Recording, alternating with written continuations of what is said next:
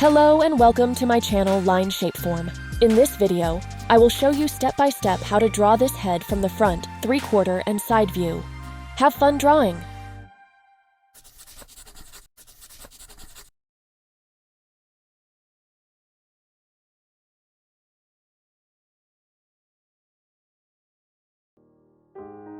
Before we start, a few pointers regarding the size and spacing of the heads for those who want to draw along and place the three heads next to each other. Between the first and the second circle for the head, you will need a gap that is a little less than 1/3 of the circle's diameter. Leave a gap slightly bigger than 1/3 of the diameter between the second and third circle, as well as to the right of your third circle. You also need space for the hair on top, which is about 1/3 of the diameter as well. Once you have finished the first head and you want to create a turnaround of the three heads, you can use horizontal guidelines or little markings to get the correct positioning of the circle, hairline, eyes, nose, and so forth. Let's get started! I am using a grid, but you don't have to. I hope the grid will help you notice the proportion, size, and position of each facial part individually and in relation to each other better. We start with a circle. Draw a horizontal and vertical midline of the circle. To determine the full height of the head, divide both the upper and lower half of the circle into thirds, so that altogether we have 6 equal segments. Extend the vertical line below the circle by 1 segment. Now we have 7 equal segments, which equals the height of the entire head. Sometimes it makes more sense to start with the eyes, but I will go ahead and outline the head first so you can see what space I am working with. You can adjust the width of the face later on if necessary. You can use your pencil as a tool to measure the distance from the vertical center line to the outline of the face at different points to achieve symmetry. The eyebrows will be here on this horizontal midline of the circle. The eyes will be right in the middle of the head. If your eyes tend to get lopsided, guidelines might help you. Make sure both eyes have the same height and width, and the same distance here.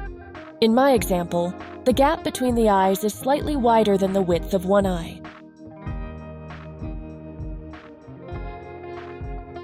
Let's draw the eyes.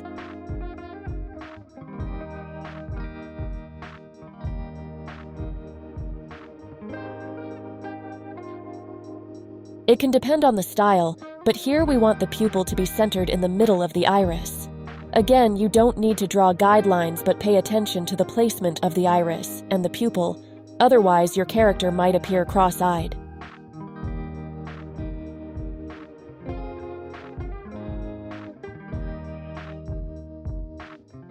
This represents the shadow that falls from the upper eyelid onto the eye and will be colored in black.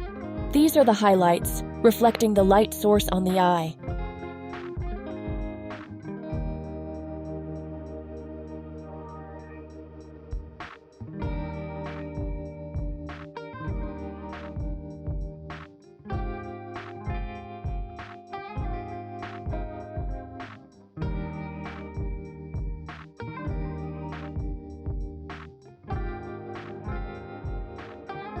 Here we have the nose.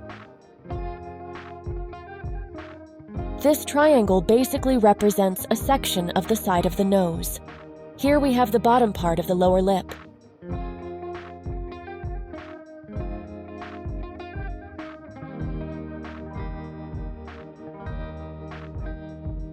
The top of the ear attaches at the level of the brow, and the attachment point of the earlobe is level with the base of the nose.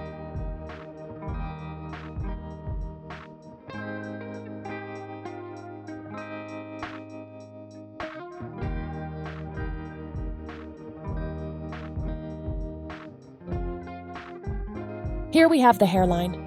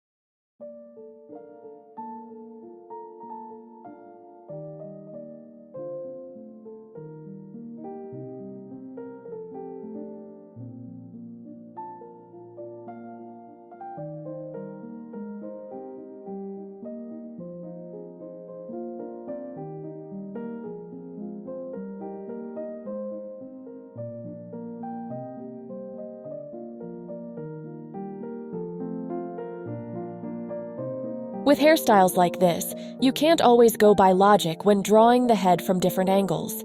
That's when you, as a designer, have to make stylistic choices. Instead of getting each strand of hair correctly perspective-wise, adjust it in a way that is aesthetically pleasing and doesn't change the overall silhouette too much.